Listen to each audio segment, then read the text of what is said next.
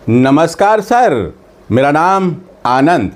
स्वागत है आपका फाइनेंशियल फ्रीडम पाने के सफ़र पर। दोस्तों, आर्थिक आज़ादी सबके जीवन में आए, इसलिए मैं सबसे कहता रहता हूं कि आप जितना भी पैसा कमाते हो उसका थोड़ा सा पैसा बचत के रूप में जरूर निकालें और इस पैसे को लंबे समय के लिए म्यूचुअल फंड और एसआईपी में लगाएं। आपका पैसा अच्छी तरह से ग्रोथ होगा। तो चलिए दोस्तों, आज मैं बात करने वाला हूं, जैसा कि आपने थंबनेल में पढ़ा कि मोतीलाल ओसवाल मिड कैप में 40% का लॉस कैसे हो सकता है, इसको हम समझेंगे और साथ ही मोतीलाल ओसवाल मिड कैप के बारे में और कुछ भी जानेंगे, उसके चार्ट को देखेंगे, समझेंगे। साथ ही मैं आपके कुछ कमेंट लूंगा और उस कमेंट पर डिस्कस करूंगा। दोस्तों, आगे बढ़ने से पहले मेरा आपसे एक निवेदन, कृपया चैनल को सब्सक्राइब कर दीजिए और नोटिफिकेशन के बटन को ऑन करके ऑल का घंटा दबा दीजिए। और हाँ, म्यूचुअल फंड को लेके आपके मन में कोई भी सवाल हो तो कमेंट बॉक्स में जाकर लिखें। मैं आपके सारे सवाल पढ़ता हूं और सबका जवाब देता हूं। सबके सवाल जवाब वीडियो में नहीं ले पाता, लेकिन जहां आप कमेंट करते हैं उसके नीचे रिप्लाई जरूर करता हूं। चलिए शुरू करते हैं। आज मैं मोतीलाल ओसवाल मिड कैप के बारे में पूरी चर्चा करूंगा और वो 40% का लॉस जो हुआ है उस पर भी बात करूंगा। लेकिन सबसे पहले कुछ कमेंट मेरे सामने है, उसको ले लेता हूं। पूनम तिवारी जी ये लिखते हैं, सर मेरा पोर्टफोलियो सजेशन चाहिए। देखिए, आपके पोर्टफोलियो को मैंने देख लिया। तो सबसे पहले तिवारी जी, पूनम तिवारी जी, एसबीआई के आपके पास ज़्यादा फंड हैं। आपने एसबीआई के ही फंड ज़्यादा ले रखे हैं। ये देखिए, एसबीआई एसबीआई एसबीआई एसबीआई। तो मैं ये कहता हूँ कि एक ही एएमसी के बहुत सारे फंड पोर्टफोलियो में होना रिस्की हो सकता है, डरावना भी हो सकता है कभी कभी। जैसे मान लीजिए किसी एएमसी पे कोई दिक्कत आती है, कोई सेबी की गाइडलाइन आती है, तो उसके सारे फंड एक साथ गिरते हैं और तब हमारे लिए वो एक भयानक सा दिखाई देने लगता है। इसलिए एक ही एएमसी के म्यूचुअल फंड पोर्टफोलियो में रखना मैं ठीक नहीं समझता। अब दूसरी बात करते हैं, आपने जो फंड यहाँ पे भेजे हैं, तो यहाँ पर ये बाकी फंड तो आपके ठीक हैं, लेकिन ये एसबीआई का ईएसजी और साथ में यहाँ पे देखेंगे एनर्जी अपॉर्चुनिटी और ये इक्विटी मिनिमम वेरिएंस, ये सब सेक्टोरल और थीमेटिक फंड ये मुझे बिल्कुल पसंद नहीं है, क्योंकि ये थीम या सेक्टर पे काम करते हैं। मैं जल्दी ही थीम और सेक्टर पे पूरा वीडियो एक और जल्दी बना दूंगा, लेकिन मुझे ये फंड पसंद नहीं है। लेकिन मर्जी आपकी। लेकिन यदि मैं होता तो ये तीनों फंड, इनके पैसे यहाँ से निकाल करके बाकी के किसी फंड में शिफ्ट कर देता। ये फंड मुझे बिल्कुल पसंद नहीं, बाकी आप अपने हिसाब से करें। आगे कमेंट पे आते हैं मंजीत वशिष्ठ। ये मंजीत वशिष्ठ सर लिखते हैं, सर मेरा पोर्टफोलियो रिव्यू करना please. Nippon India multi cap 3000 और Motilal Oswal mid cap 5000, ICICI equity and debt 6000, SBI balance advantage 6000, JM flexi cap 10000, ICI short term में 10000। ये आपके फंड सारे अच्छे हैं, क्योंकि अच्छे इसलिए कह रहा हूँ क्योंकि आपका ये जो बैलेंस एडवांटेज फंड है और शायद आपने यहाँ शॉर्ट टर्म भी ले रखा है, तो आपने अच्छा इसलिए किया है क्योंकि आपने आगे लिखा है कि आपका टाइम होराइजन 4 साल का ही है। 4 साल थोड़ा रिस्की होता है, लेकिन आप यहाँ लिखते हैं कि 6 लाख रुपये आपका हो चुका है और एसआईपी आपकी चल रही है, तो 5 लाख रुपया 4 साल में हो जाएगा क्या? आपका सवाल ये है। तो देखिए, मैं मान लेता हूँ आपने इसे लिखा है 6 लाख रुपया आपका जमा है, यानी इसको हम लमसम इन्वेस्ट मान लेते हैं। अब ये 6 लाख पर 4 साल में अगर मार्केट ने 14% का रिटर्न दिया तो यहाँ बन जाएंगे आपके 10,13,000 रुपये। अब ये आपका ये एसआईपी जा रही है वो लगभग 40,000 रुपये महीने की जा रही है। यहाँ पर भी अगर हम कुछ 14% का रिटर्न मान के चलें तो इससे आपको मिल जाएगा रिटर्न 25,37,000। और इन दोनों को हम जोड़ के देखें, लमसम वाला जो है 6 लाख का और ये एसआईपी का, तो ये आपका बनता है 35,50,000 रुपया। आपने 50 लाख बोला है, लेकिन यह 35 लाख बन रहा है। अब इसके लिए क्या करना पड़ेगा? आप या तो आपको अपना अमाउंट बढ़ाना पड़ेगा, टॉपअप करना पड़ेगा, या फिर आपको अपना टाइम बढ़ाना पड़ेगा। तो आपको सवाल का जवाब मिल गया। अब मैं अगले कमेंट पे आता हूँ। सूरज गुप्ता जी ये लिखते हैं, सर मैं ग्रो ऐप से Parag Parikh flexi cap SBI contra fund किया हूँ, ग्रो ऐप से किया हूँ, तो कोई दिक्कत तो नहीं? कोई दिक्कत नहीं होगी सर। ये म्यूचुअल फंड के ऐप बंद हो जाएं, कुछ हो जाए, आपका पैसा कहीं नहीं जाएगा। आपका पैसा उस एएमसी के पास है। बस आपके पास फोलियो नंबर और कौन सी एएमसी है इसकी जानकारी आपके पास होना चाहिए, कोई दिक्कत नहीं है। चलिए, अच्छा 20 साल के लिए लिख रहे हैं सर आप, तो मैं चाहूँगा कि आप 1-2 फंड कोई मिड कैप स्मॉल कैप जरूर ऐड कर लें। चलिए अगले कमेंट पे, ये रिस्की अहीर इन्होंने ये नाम लिखा है सर। ये लिखते हैं सर मेरे पास जूनियर 20 मिड कैप 150 और एचडीएफसी स्मॉल कैप के ईटीएफ हैं। देखिए सर, अब ये इसमें रोज 5000 डालता हूं, सही है ना? 10 लाख है टोटल। देखिए आपने यहां लिखा है रोज 5000 डालता हूं। देखिए रोज 5000 डालते हैं, अभी मार्केट गिर रही थी वहां तो ठीक है, लेकिन रोज 5000 मार्केट बढ़ती, मार्केट में ईटीएफ बहुत अच्छे हैं यहाँ पर, लेकिन जब मार्केट चढ़ रही हो तब हमको अपना इन्वेस्टमेंट थोड़ा सा कम करना चाहिए।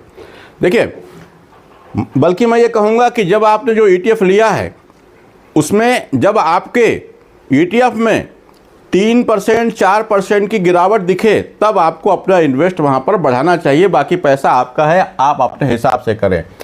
ये रवि नेपाज ऐसा कुछ लिखा है, ये इनका कहना है सर आप राजेश खन्ना के फैन हो। Anyway love your information, watching you since being. बहुत बहुत धन्यवाद सर, आप जैसों के स्नेह और प्यार के कारण ही मैं अपनी जानकारियां अपने वीडियो पर आप तक लाता रहता हूं। बात रही राजेश खन्ना सर की, तो देखिए राजेश खन्ना सुपरस्टार थे, कौन उनका फैन नहीं था? मैं भी हूं और बहुत से हैं। राजेश पटेल सर लिखते हैं सर ज़्यादा टाइम नहीं मिलता मार्केट को एनालाइज करने में, तो क्या डायरेक्ट स्टॉक में इन्वेस्ट करें या सिर्फ म्यूचुअल फंड में? बिल्कुल नहीं सर, आप तो पहले ही लिख रहे हैं कि आपको टाइम ही नहीं है। स्टॉक से दूर ही रहें, सबके लिए नहीं है स्टॉक, काफ़ी रिस्की हो जाता है।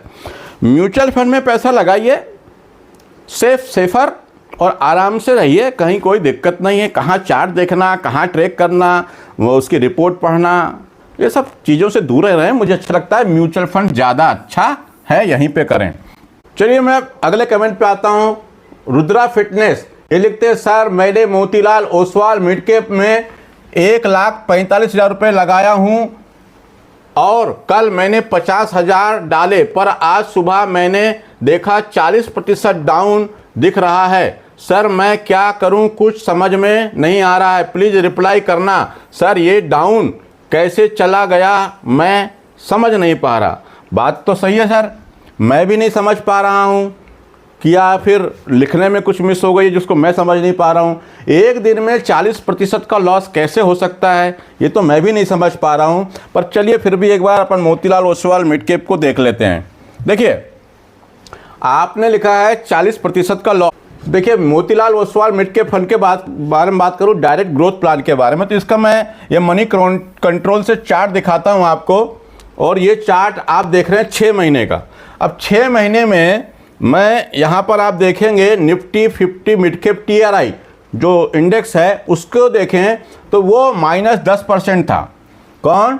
Nifty mid cap 150 TRI total return जो है इंडेक्स का, उसका आप रेट देखेंगे तो यहाँ पर किस तारीख को, 20 मार्च की, आप 20 मार्च की बात कर रहे हैं, तो ये -10 पॉइंट था। लेकिन यहाँ पर अब आपके इस फंड की बात करूं, उसी तारीख को मैं देखूं 20 मार्च को ही, तो ये -14.62% माइनस था। ये तो सच है।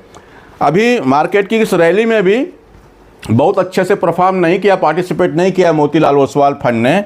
तो ये आप देख रहे हैं उसका चार्ट, ये चार्ट को भी आप देख सकते हैं। ये जो लाइन आप देख रहे हैं, ये देख रहे हैं ना आप, इसको भी देख सकते हैं आप। ये मोतीलाल ओसवाल की है और ये उसकी है, क्या इंडेक्स की है। अब आप यहाँ आगे देखें, अब मैं 1 महीने के चार्ट में देखूं तो आप फिर देखो, आप ये जो गोल्डन लाइन है ये Nifty mid cap index fund की है।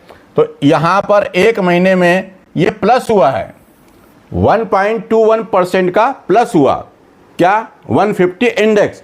लेकिन वहीं मैं इसको देखें चार्ट को, मोतीलाल ओसवाल को, तो ये डाउन हुआ। ये इंडेक्स ऊपर जा रहा है, अधिकतर मोतीलाल ओसवाल के अलावा मिड कैप पे बहुत सारे फंड जो हैं दूसरे मिड कैप वाले वो ऊपर जा रहे हैं। लेकिन यहाँ पर आप देखेंगे मोतीलाल ओसवाल को ये डाउन दिखा रहा है। लेकिन आगे हम और देखते हैं, इसको आप देखेंगे 20 मार्च को, तो ये देखिए, ये मोतीलाल ओसवाल 104 रुपये 17 पैसे यूनिट थी 20 मार्च को। अब आपको ये वाली एनएवी मिली होगी।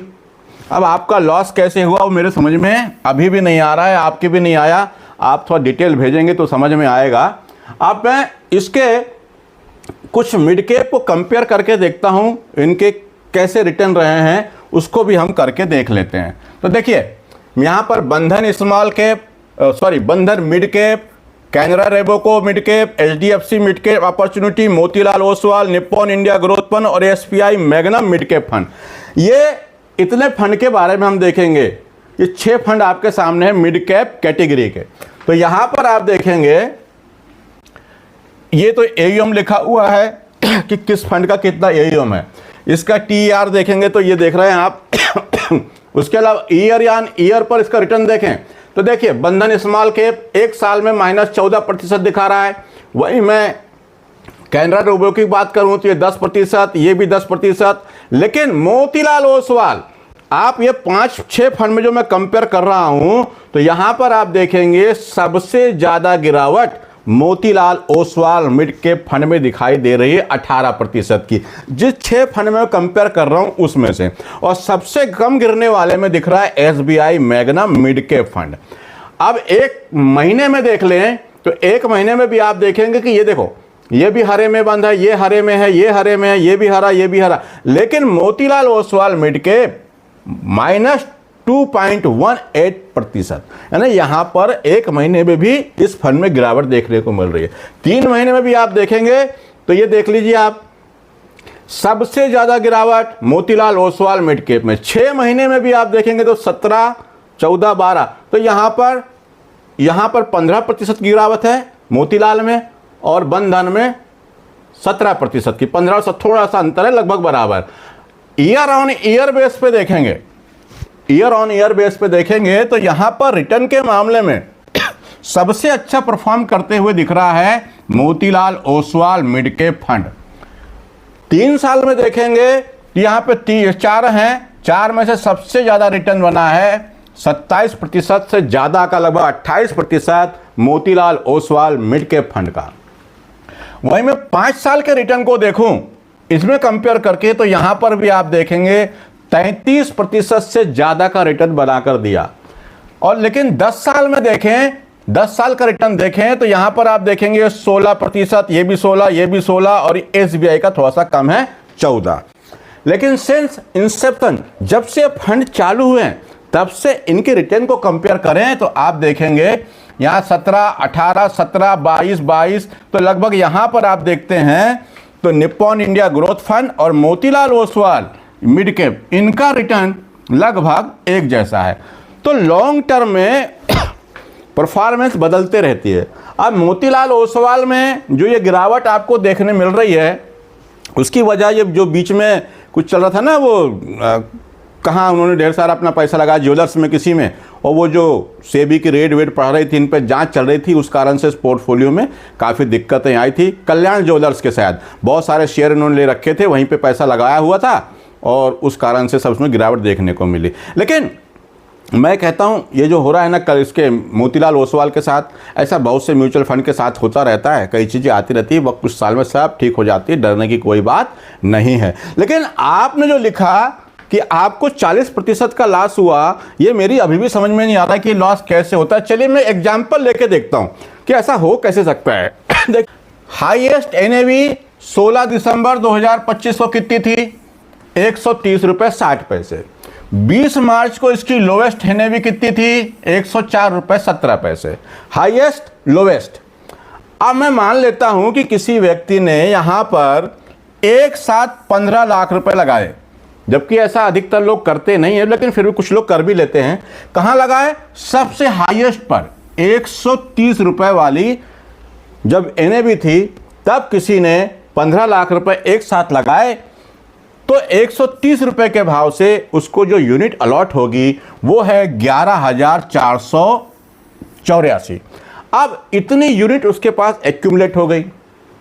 मार्केट गिरा जैसा आपने जो बताया उस तारीख में 20 तारीख की बात कर रहे हैं, तो वहाँ पर NAV रेट थी 104 रुपये 17 पैसे। तो इस व्यक्ति के पास 11,484 यूनिट है। अब उसको मैं 104 से कैलकुलेट करूं तो इसकी वैल्यू बन जाती है 11,96,288 रुपये। अब ये 11,96,288 उसकी वैल्यू बची, लेकिन लगाए कितने थे? 15 लाख। अब 15 लाख रुपए लगाए, उसमें से इतने बचे तो माइनस कितने हो गए? लॉस कितने का हुआ? लॉस हुआ 3,03,712 रुपए का। तो सर आप देखिए, अब ये 3,03,000 का लॉस हुआ, तो आपने लिखा 40% लॉस। तो भाई 40% लॉस होने के लिए 15 लाख का 40% निकालें तो 6 लाख रुपए का लॉस होना था। अगर हाईएस्ट NAV पर भी किसी ने 15 लाख रुपए एक साथ लगा दिया होता, तो मैं लोवेस्ट NAV की बात करूं तो 40% का लॉस होने के लिए 6 लाख रुपए का लॉस होना था। लेकिन यहां पर 3 लाख का लॉस हो रहा है, लगभग मान लेंगे 20% हो सकता है। पर यह 40% का लॉस कैसे हुआ, ये थोड़ा डिटेल आप मुझे भेजें तो समझ में आएगा, या फिर आप AMC से बात करें, या हो सकता है आपकी वो यूनिट अलॉट ना हुई हो, ऐसा कुछ हो सकता है, एक बार देख लीजिएगा। चलिए दोस्तों, मैं इतना ही कहूँगा। ये मोतीलाल ओसवाल हो या और भी कोई AMC हो, ये सब चलता रहता है। पुरानी AMC, मोतीलाल ओसवाल, जो कुछ भी इसमें चल रहा है लफड़ा, ये सब एक दिन ठीक हो जाएगा। मार्केट में आप बने रहें, और हाँ, चैनल को सब्सक्राइब करना मत भूलिए। और ये वीडियो आपको अच्छा लगता हो तो आप अपने दोस्त भाई व्हाट्सएप यूनिवर्सिटी में शेयर ज़रूर करें। और हाँ, म्यूचुअल फंड को लेके आपके मन में कोई भी सवाल हो तो कमेंट बॉक्स में जाकर लिखें। मैं आपके सारे सवाल पढ़ता हूँ और सबका जवाब देता हूँ। चलिए दोस्तों, आज के लिए इतना ही। नमस्कार, जय हिंद, जय भारत।